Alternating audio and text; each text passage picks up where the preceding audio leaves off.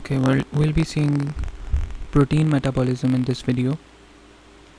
We'll be discussing the most important questions from Lippincott and that are present in chapter 19. Let's start. So in chapter 19, these are the important questions. The first one is, what are the two types of protein degradation? So the two types of protein degradation will be ATP dependent and ATP independent. The ATP dependent one is asked in the university questions. There is ubiquinone, a molecule that is going to attach with a protein. It will attach with a protein, and it will attach with that protein that has to be degraded. When it attaches and it forms a complex, then this complex is recognized by this structure that is known as protease, and this structure has three enzymes, E1, E2 and E3. After that, this structure will break down this complex which is formed over here. This complex will break down into fragments, and those fragments will be converted into amino acids.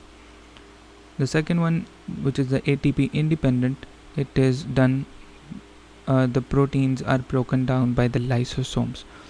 So the main difference between these two, ATP dependent and the ATP independent one, is the selectivity. The ATP dependent one is selective, whereas the ATP independent one is non-selective. The second important question is transamination with example. So the transamination is basically the over here you can see, I'll show you in this over here. Here you go. Look at this. Transamination, it is a reversible reaction and it requires B6, that is pyridoxal phosphate, as a coenzyme, and it's the first reaction in the catabolism of amino acid, of most amino acids. So it is a process of transfer of amino group from an alpha amino acid to an alpha keto acid to generate a new amino acid and a new keto acid. So look at this. These are the reactions over here. I'll tell you how to remember these reactions. There is a short mnemonic over here. I've written SO, so, and LP for lumbar puncture. SO you can remember. O stands for oxaloacetate and S stands for aspartate. Aspartate will be your amino acid and the alpha ketoglutarate is your keto acid. When both are when there is an addition of these two structures, it will give us a glutamate, which is the most common non-toxic form of ammonia, and it will give us oxaloacetate. In the second example, and remember, there is a PLP present, pyridoxal phosphate or vitamin B6, as a coenzyme. The SGOT is nothing but the reverse form, like serum, and G for glutamate, and O is from oxaloacetate, and T is for transaminase. The second reaction will be alanine plus alpha ketoglutarate, and this will convert into glutamate and the pyruvate. LP stands for lumbar puncture, L will be for alanine and P will be for pyruvate, and the transamination reaction occurs in the cytosol. So this is all about the transamination reaction. The second is the oxidative deamination. It is the third important question in that list. Oxidative deamination, it occurs in the mitochondria, and in the deamination there will be the removal of ammonia by the oxidation coupled with the liberation of ammonia. So you can see in this reaction, glutamate will release ammonia and alpha ketoglutarate is removed in the presence of glutamate dehydrogenase enzyme and NAD. So just have a look at the ill effects of deamination. So when there will be a lot of deamination, the NH3 is released, which is toxic, and hydrogen peroxide will be generated, which will be a source of oxidative stress. Okay, so this is it. This is another important question, which are what are the sources of ammonia? So the sources of ammonia will be transamination and deamination reactions. The number 2 source will be purines and pyrimidines. Number 3 source will be pyogenic amines. And the fourth one will be intestinal bacteria that will convert urea to ammonia. There will be other sources like glutamine, etc. Glutamine. Okay, so this is oxidative deamination. Again, the oxidative deamination, you can see in this chart it is given. And just have a look at this one. Transamination and deamination. All amino acid will go through the process of transamination except the 4 enzymes, and these enzymes you can remember them with the mnemonic polythene, whereas PO will stand for proline and hydroxyproline, whereas LY will stand for lysine and thene will stand for threonine. These are the 4 enzymes that do not undergo transamination reactions. Okay.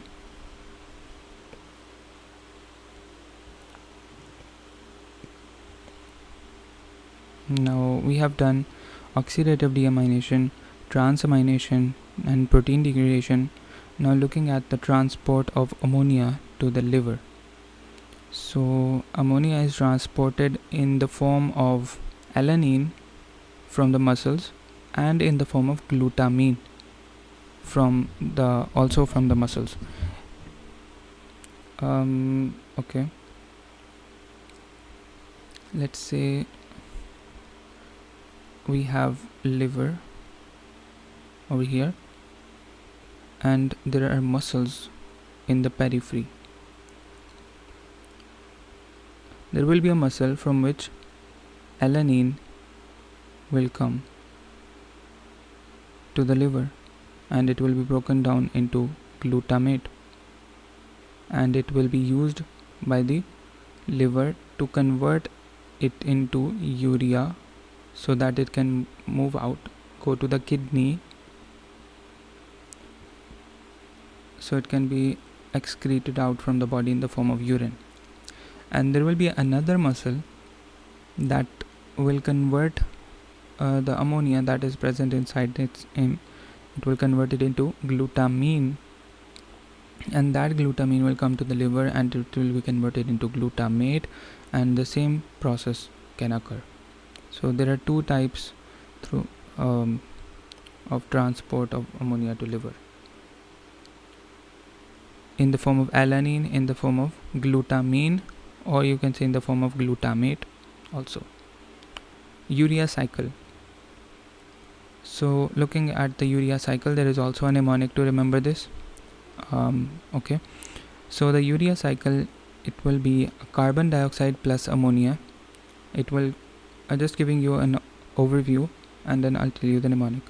Carbon dioxide plus ammonia will give you carbamyl phosphate in the presence of CPS1, and CPS1 is the rate limiting enzyme, and this enzyme is regulated by NAG, N-acetyl glutamate. The carbamyl phosphate is converted to citrulline in the presence of OTC, ornithine transcarbamylase, and citrulline with aspartate combines with the arginosuccinate. We'll just look where the aspartate is coming from. It is coming from the TCA cycle. We'll get to that in a minute. This citrulline is converted and aspartate is converted into arginosuccinate in the presence of arginosuccinate lyase. This arginosuccinate is converted to fumarate and urea, and this urea and ornithine. The fumarate goes to the citric acid cycle to convert into malate, from where we get energy, or you can say 2.5 ATPs we get, and this malate is converted to oxaloacetate. This oxaloacetate is converted into aspartate. Okay, and this is the aspartate that is seen in this. This is the aspartate that is coming from the malate to oxaloacetate, and oxaloacetate is forming the aspartate. So the mnemonic for this will be, there is a cute toxic friend or whatever, because ammonia is toxic, so you can remember it. There is a cute toxic friend of yours, and you have taken him in the car to someone's house known as CA. You took a cute toxic friend in your car to someone's house, and his name is CA. Why did you take him over there? Because UFO were there. UFO, you mean like aliens, right? UFO. U will stand for urea, F will stand for fumarate, and O will stand for ornithine. This is an easy way to remember this whole thing. Okay, now for the regulation. In the first step and in the third step, ATP is used. Wherever there is synthetase enzyme, there will be ATP used. ATP will be used in the synthetase enzyme. And in the first step and in the third step, ATP is used. Another thing, the enzymes over here, the arginase enzyme is only in the liver and it is not in the kidney. Point to be noted. So for the regulation, I'll go to for the regulation, there is a short-term regulation and there is a long-term regulation. The short-term regulation is that the CPS1, which is the rate-limiting enzyme, rate-limiting step, it is regulated by the NAG or N-acetyl glutamate synthase, and it is formed, NAG is formed by the glutamate and acetyl CoA. The long-term regulation will be, it is written that protein-rich diet causes increase in intrahepatic concentration of NAG, and the prolonged starvation has positive impact, whatever. And this is number of ATP the consumed. This is important. How many ATPs are consumed? First, 2 ATPs over here will be converted into ADP and 2 PI, inorganic phosphates. And in the second step also 2 ATPs are used. ATP is converted into AMP, that means 2 ATPs are used. So the total 4 ATPs are used. In the first step 2, in the third step there will be 2 ATPs used. So total ATPs used are 4 ATPs. Total number of ATP consumed are 4. But we have gained 2.5 ATPs by this reaction, the fumarate conversion to malate. In the TCA cycle we got 2.5 ATPs, so the net ATP will be 1.5 ATPs. Okay. Over here, let's come to the sources of ammonia. We have discussed that in the previous one. In the notes we saw that this is pyrimidine. It is converted ammonia are coming from the pyrimidines and purines, amines and glutamine and intestinal bacteria. Hyperammonia types, there are 2 types of hyperammonemia. One is congenital and the other one is acquired. The congenital, you can remember it by the defect in the liver or defect in the urea cycle, whereas acquired is because of the liver disease. It can be due to the liver diseases, for example in viral hepatitis or cirrhosis of liver. These are the 2 types of hyperammonemia. In these conditions, ammonia level will rise in our body, and any defect in the enzymes of the citric acid cycle will also increase the ammonia in the body, and it will lead to disorders, and that are called urea disorders. The important question, another one, is why ammonia causes CNS effect. How does ammonia affect your brain? When ammonia is in excess, you can say, it combines with glutamate and forms and it is converted to glutamine. That is another non-toxic form of ammonia. And then because the glutamate is depleted, because of the depletion of glutamate, it leads to decreased ATP levels. And another explanation, you can say that an ammonia is toxic and has a pKa of 7.4, so it's acidic. So then ammonia combines with the hydrogen ions to form NH4 or ammonium ion, and this ammonium ion is osmotically active and attracts water, causing the cerebral edema and causing neurological disturbances. So that's why ammonia is also known as osmolyte, or the osmolyte effect of ammonia. This is the osmolyte effect of ammonia. Okay. Now the disorders of urea. First you need to know the urea cycle. This is the urea cycle. Okay, and the yellow ones are the enzymes. Any enzyme, any defect in the enzyme will cause a disorder. Okay, so this is the triple H syndrome. In the triple H syndrome, there is, you can see, hyperornithinemia, hyperammonia. It stands for hyperornithinemia, hyperammonemia, hypercitrullinuria. And there is a urea transporter defect, that is the most common. There is a defect in the CPS1, you can see in this diagram over here. CPS1 defect, if this is affected, then ammonia concentration will rise, you can see. And if there is a defect in ornithine transcarbamylase, because of the OTC gene 1, ornithine ORTC gene 1, because of this gene, if there is a defect in OTC, then there will be also an increase in ammonia, leading to hyperammonemia. If there is a citrullinemia, it will be because it will be because of the enzyme arginosuccinate synthase.